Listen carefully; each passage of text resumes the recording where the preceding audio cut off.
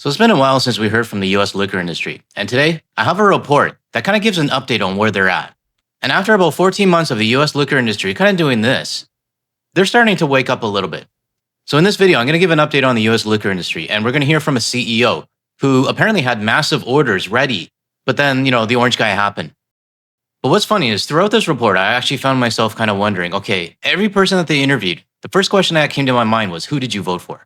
Because we know the US liquor industry has a whole bunch of orange guy supporters. So we'll talk about this in today's video. I also have another report that talks about Florida, and apparently Florida is running out of gas. So I guess a little bit of thoughts and prayers for them, right? All right, let's get started.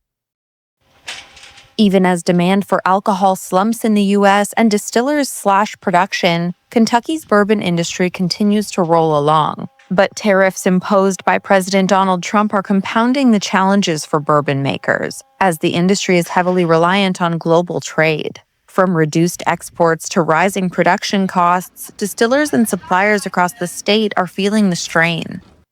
Now let's rewind to 14 months ago, because it is important to understand why they're in a strain right now. The Kentucky bourbon industry is not struggling because of Canada, because we took off the alcohol. It's not us. They are struggling because of their own president. Canada and the rest of the world are simply reacting to the cause. And the cause? It's this guy. And then all of these people. Actually, if we were to think about it logically, it's not the orange guy. It's everybody who voted for him. Because if they didn't check the name beside the orange guy, we wouldn't be in this problem right now. A lot of our sales overseas have been impacted due to the tariffs that are coming. A lot of our imports are being impacted. Melody Pruitt is Vice President of Operations at Canton Cooperage, a Kentucky-based wooden barrel supplier for some of bourbon's biggest brands. There's a little frustration, I believe, whether you are for the Trump administration or you are against it. I think it's just being in this industry or any other industry that this may be affecting the way it's affecting this one. I think it's a little bit of frustration. We see the end game, it's just it's killing us trying to get there. Now just remember what I said earlier. Everyone in this report that was interviewed, I caught myself asking, who did you vote for? And for this person here, I have no concrete proof, but the way that she's dodging around what the actual issue is, it leaves a lot of assumptions here. Pruitt said higher import costs have forced operational cuts, including reduced staffing. Oh, it's terrible. It's terrible. Their livelihood depends on coming to work every day, just like mine depends on coming to work every day. Okay, I swear, I did not freeze frame here on purpose. This is just how it happened. But I might get a lot of hate for this comment. But to be honest, I don't really give a shit about their livelihood if they voted for the orange guy. Now, if they didn't vote for the orange guy, they do have my sympathy. And to be honest, they should be pretty upset with their coworkers that did vote for him. But for the ones that did vote for the orange guy, the employees, the staff, the owners, the CEOs, everyone that did vote for the orange guy, I'm so tired of your sob story. I really don't care if your livelihoods go down. Because your decision at the voting booth has really screwed up the world right now. And I don't think you're going to get a lot of sympathy. So let me know in the comments below if you agree with me, or if you think I'm being too mean. Mark Irwin, the CEO of Bardstown Bourbon Company, says retaliatory trade measures have stalled his plans for product expansion outside the U.S.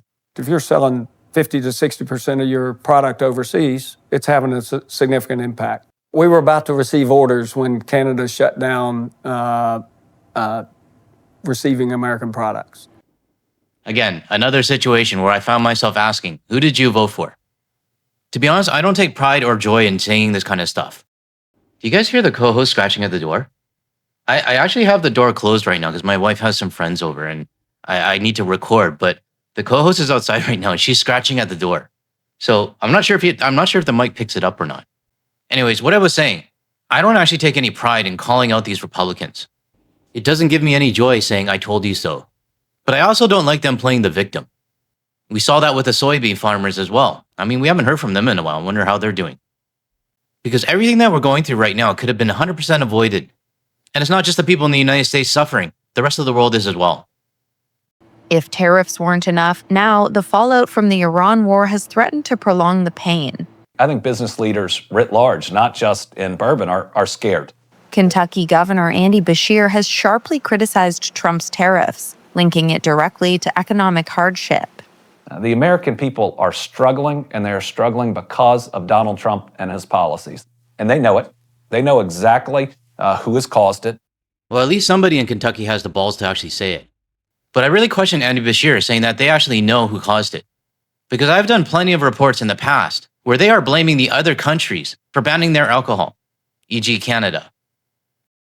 In an exclusive interview with Reuters, the Democrat and potential 2028 presidential candidate said Trump's tariffs not only raise costs and complicate efforts to reach critical new markets overseas, but they will also be top of mind for voters in November. That photo of Donald Trump with the tariff board is going to be used in every governor's race around the country. I'm head of the Democratic Governors Association. You are going to see us flip governor's offices from red to blue in places that people aren't expecting. And Donald Trump's tariffs are going to be one of the main arguments. Well, I hope that happens, and I'm sure the rest of the world does as well. But I'll be honest, I'm not too confident, and I'll believe it when I see it, because I think Andy Bashir is really underestimating the MAGA dorks and the blind loyalty they have for the orange guy. But I guess we'll see later on this year. Now, the next report I have is out of Florida, and they talk about their gas. Well, lack of it. But before I get into that, I would like to thank iCamCast for emailing me this photo near Kamloops, British Columbia. I've only been to Kamloops once, and that was when I was a kid for a sporting event. But ever since starting this channel, I realized I need to get out more. So when it's time to settle back down in Canada, I'll be visiting Kamloops and the interior as well. So thanks for sending this over, iCamCast. Now, this next report is out of Florida, and they interview people at the gas pump, where this gas station has actually ran out of gas. Let's take a look. Also new at 6, problems at the pump. For the first time since the war with Iran began, we've discovered that some South Florida gas stations are running out of fuel. We found one offering just premium gasoline. CBS News Miami's Peter Dench is your reporter live in West Miami-Dade. And Peter, you spoke to an expert and drivers about the shortage. That's right, Lauren. We can tell you it's a problem that the manager of this gas station says just started today. He says the supply is limited and he hopes this issue can be resolved soon. This is not fair. This is not good for us. Duperly Panzone says she was startled to find out there was only premium gasoline at this Exxon station on Coral Way at Southwest 87th Avenue. You're not going to pay for premium? No, that is very expensive. Reluctantly, Rachel Ruseko did pay for premium. I wasn't expecting that. I knew the price was going really high, but I didn't know that they were running out of gas. Well, that's kind of what happens when the Strait of Hormuz closes, and the global oil industry is affected. You know what really bothers me about this whole thing is that people only care now because of the gas prices. They didn't care about the Epstein files. They didn't care about ICE. They didn't care about CBP being a bunch of pricks. They didn't care that their president was trying to annex countries like Canada and Greenland and Panama. They didn't care that their president was basically strong-arming Cuba. But now, the gas prices, now they care. At Southwest 9th Street and 87th Avenue, the picture was bleaker with no gasoline at all at this Shell station. I guess I gotta go to another gas station. It was the same story in Coral Gables at this West Star station at Coral Way and 57th Avenue until this gasoline truck showed up. No gas at all. We're just waiting on the gas truck to come. Disruption, something going on with the oil. We really don't know what's going on.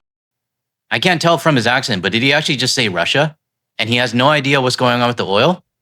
You know, I do get a lot of anger directed at me because people in the United States say that we're all aware, we know what's going on. Well, I give you Exhibit A, this guy. Because he just straight up said, I have no idea what's going on. And I'm sure there's millions of other US citizens as well that are just as clueless with what's going on around the world. Maximo Alvarez, whose Doral company supplies about 600 stations, says there have been recent problems. The biggest problem is that demand is up and the transportation is limited. Everybody wants to fill up because they're afraid that the price is going to go higher. So they're starting to have a little fear involved in this type of behavior. And Alvarez says there have been backups at Port Everglades.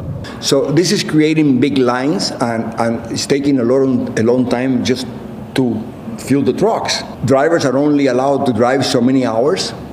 So that plus the fact that it takes, imagine taking a truck from Port Everglades to the Keys. It takes almost 24 hours just to send one load of gasoline.